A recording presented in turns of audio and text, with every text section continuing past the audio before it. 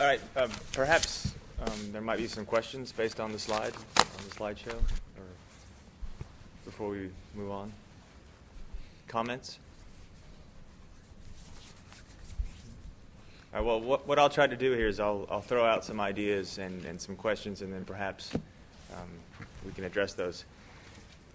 Listening to Enrique's presentation and then having read Lipovetsky, he uses a lot of words that are, well, fear. I mean, that sounds negative, but yet Lipovetsky turns it into a positive thing. Like fear generates responsibility. It generates even trust.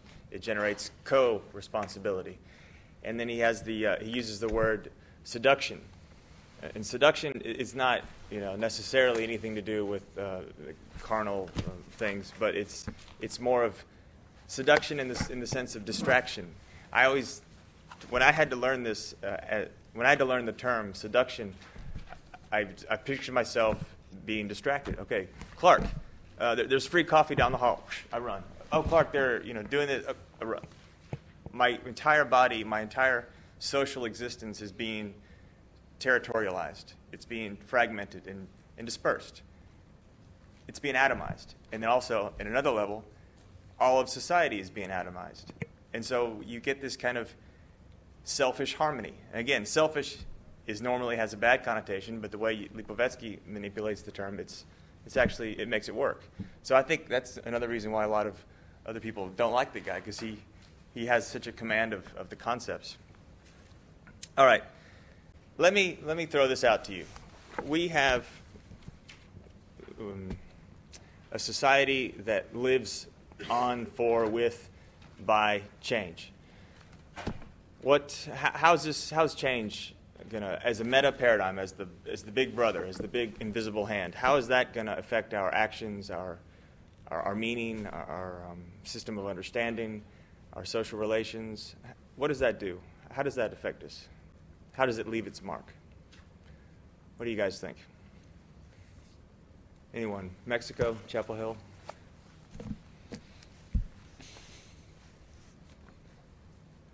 I mean, he gave a pretty good example of the new artifact that's coming today. Well, I'm already looking beyond that, right? Okay, so think of ideas of, yeah, please. I think change in our society does bring about a lot of fear, like he was saying, because it's a fear of the unknown, because we don't know what's next. We could speculate about it. We can make educated guesses based on, okay, 6 years ago I never would have guessed something like this would exist, but it does now. And so I could make my own assumption what will come next, which may be different than your assumption. So I think fear is a big element, and kind of like the author, I want to pronounce his name, Lipovetsky. Perfect. I'm using fear in a positive way. I don't mean it as a negative term. I think it's just the way our society lives now. That's great. It's just objective. There is fear, but it might generate some distrust, but that's just the case, right? Okay. Speaking of the case, what is the case of the present? Like, if you had to just take a picture of the present, lay it out, describe it without being positive, negative, or just what is the case of the present? Think of change. Think of uncertainty. Uncertainty. Good.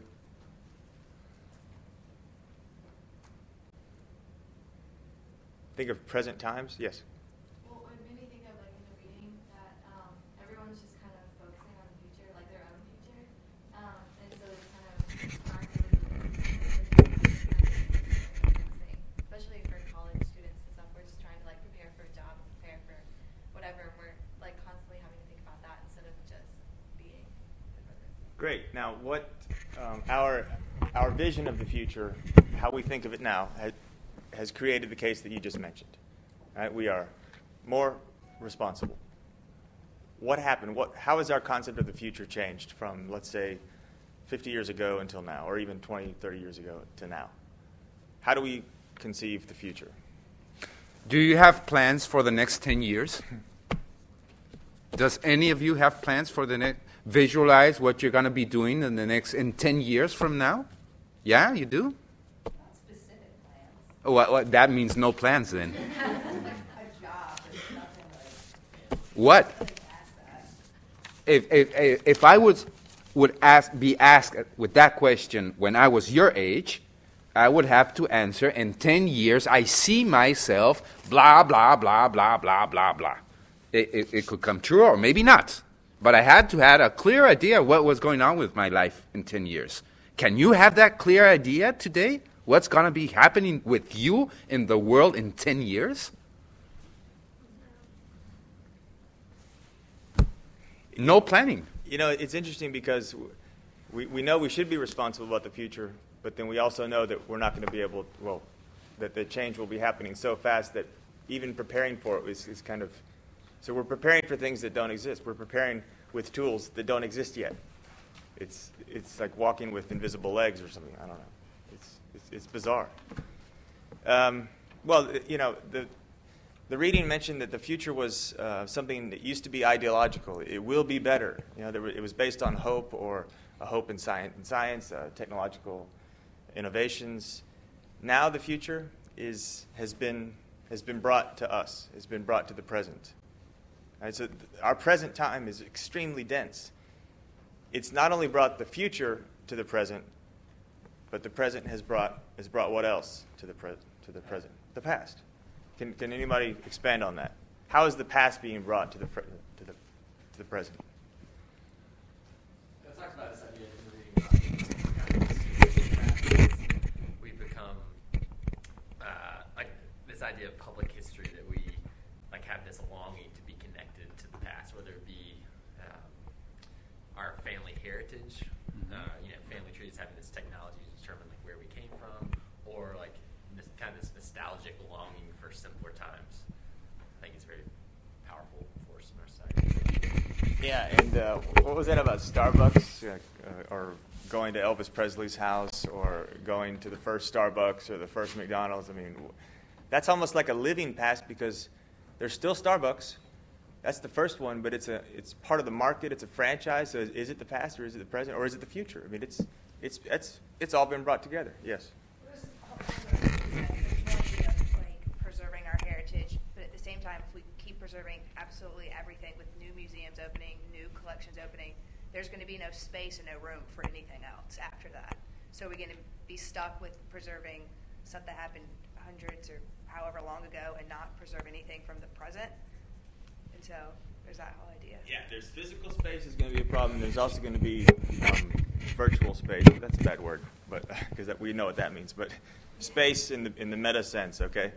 Like, for instance, well, how much time can occupy a space? The Lipovetsky talked about time versus time. We can have past versus present versus future. We could have present versus present. We have future versus future, the ideological future versus the fear future. I mean, conflicting conceptions of time are going to have effects in society. And we have a structural problem because if the present today is sending out these ephemeral messages, you know, that don't last for much, which will be the present of the past for the next 20 years? Did you get it? I mean, in 20 years, looking to the past means what? Looking at nothing that has subsisted 20 years. Because today we are making stuff that are not lasted more than a year. You see?